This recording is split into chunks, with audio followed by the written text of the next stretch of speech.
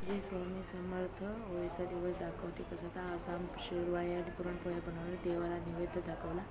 चला तुम्हाला दाखवते शिरवाळे कसे बनवले आहेत ते आणि रस. त्याकडे गावाकडे पुरणपोळी पण करतात, पण ते मुंबईत करतात जास्त करून. गावाला शिरवाळे करतात. शिरवाळे होळीला शिरवाळेच करतात, त्यामुळे मुंबईत पण आम्ही करतो शिरवाळे. कारण पुरणपोळी कधी पण बनवून खाऊ शकतो, म्हणजे हे कधी करत नाही, वर्षातून एकदाच करतं, जास्त काय कोण करत नाही. तेव्हाच चव येते, जेव्हा होळी असते तेव्हा चांगले लागतात ते. त्याच्याकडे मी असं करते, गरम पाणी ठेवलेलं, पीठ घेतलेलं चाळवून, गरम पाणी घेतलं, त्याच्यामध्ये घातलं आणि गरम असतं त्याच्यामुळे पीठ ते लाटणं घेऊन असं पीठ केलं. म्हणजे जरा थंड झाल्यावर असं मळून घेतलं सारं. त्याच्या गोळे बनवायच्या होत्या. एका ह्याच्या गोळ्या किती होतात जास्त, कारण मोठा टोप नव्हता, त्याच्यामुळे थोडेसे गोळ्या थोडे छोटेच बनवलेले. कारण ते साचा, गावाला साचा असतो, इथे साचा नव्हता.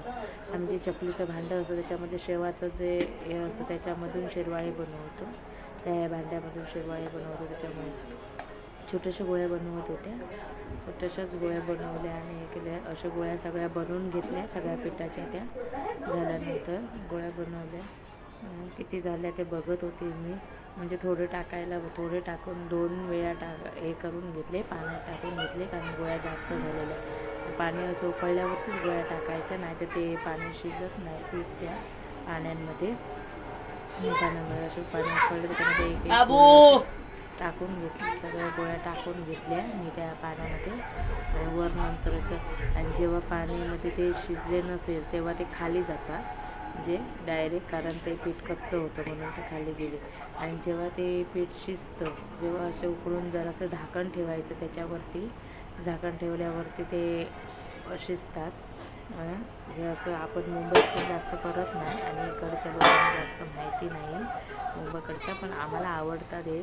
त्याच्यामुळे मुंबईत लोक पुरणपोळीच करतात. हे शिजल्यावर असं वर येणार, मग समजायचं की वर आले म्हणजे शिजले. त्याच्यामुळे शिजले की नंतर ह्याला जरा गरम पाणी, तेल लावून घेतलेलं, त्याच्यामध्ये एक काढायची गोळी, जेव्हा आपल्याला पाहिजे तशीच तेव्हाच काढायची. भांड्यात असं घालून भांड्या असं हे करायचं.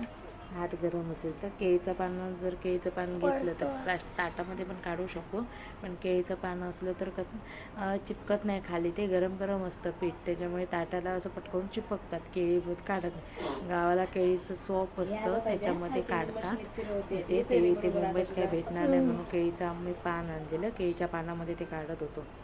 केळीच्या पानात काढून घेतलं शिरवाळे. हे चांगले दिसतात, इकडे काय कोण खात नाही. त्याच्यात खोबऱ्याच्या रश्श्यासोबत ते खायचं असतं. दाखवते तुम्हाला थोडं. ते काढून घेतलं एक थंड झाल्यावर दुसरी काढत होते. मी एकटीच होती घरात, हे आमच्या सेकंड शिफ्टला गेले होते, नव्हते हे, त्याच्यामुळे ते एकटीला टाईम लागत होता करायला. पण तसं म्हणजे 2 जण असतं तर लवकर होतात. हे सगळे मी बनवून घेतले नंतर थोडे.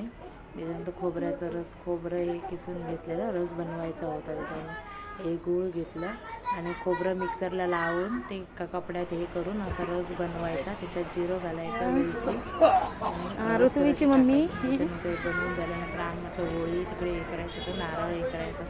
आणि होळी बघायला तो समर्थाचे पप्पा होळी असते, जीवन दादा आला पण पाया पडायला जीवन दादा